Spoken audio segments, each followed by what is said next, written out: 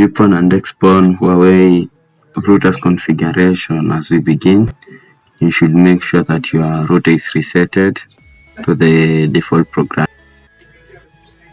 I'm going to connect my router to my laptop using the UTP cable. I prefer using the UTP cable, and make sure that after you're connected, your router must be blinking. You can use the LAN port, any LAN port that you want.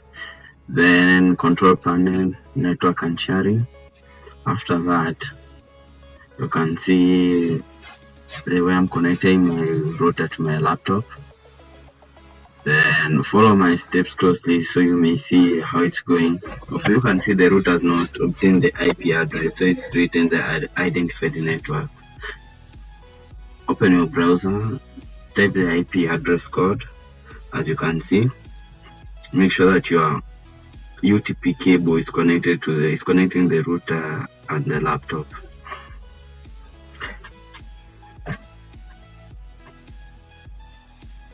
If you see that it's taking time, remember that it showed an identified network, so we have to put the IP address manually. So as you can see, you can follow what I'm doing closely. Properties, then for this configuration is only for hotspot configuration. If you're dealing with the Mikrotik, you can use this method. You can let us put the IP address. Instead of 1, we are going to put 2. Okay, you can put 20 or 2, it's okay. After that, we're going to put the default gateway, which I'm going to put the exact at the IP address. Then okay, now you're well to go. After that, you'll see automatically it will update itself by identifying the network 9. As you can see, it has obtained the IP address by its own. Back to our browser, you can see the IP address has automatically updated itself. Then the username, I always use the default username and password, which is telecom admin as the account and admin telecom as the password. We are going direct to the WLAN, where we are going to start our basic. So we have the SSID name, the password, everything. So let us start with the SSID name. This is where you want to put the name of your Wi-Fi, the wireless display. For me, I'm going to use my account SKTech. Then password, because it's for people outside there for hotspot, I'm going to put it open, but you can put anything if you want to have a password or anything, then apply. But if it's for the public, I prefer using the open.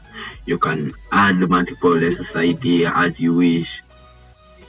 As you can see, if you open a Wi-Fi, you can see the wireless SSID just displayed there as SKTech, and it gets no password. As you can see, we're going to add, as I've told you, you can add multiple SSIDs. As you see, I'm going to add the second SSID, which I'm going to use another name, SKTech number 2.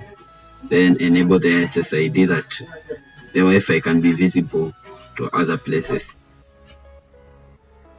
As you can see, they're both there too of them. So let us confirm they're displayed. You have the SKTech and the SKTech 2. So we are going to the next step, where we are going to the LAN configuration. You must activate all the LAN ports, LAN 1, 2, 3, and 4. Make sure that they are active. Apply.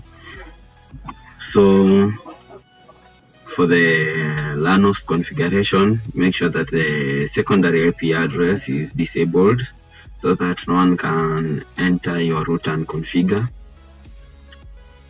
the DHCP server. So it has to take the DHCP IP address from the Mikrotik. So you have to disable the DHCP IP address of your router. Apply.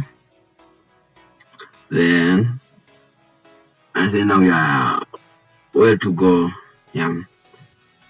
Now you have to connect. If you have the Mikrotik using your cable, you'll have to connect it via the LAN port to your router, because for our router is fully configured. The steps were short and clear. Yeah, if you haven't understood anywhere, you can write it down in the comment section. Thank you for watching.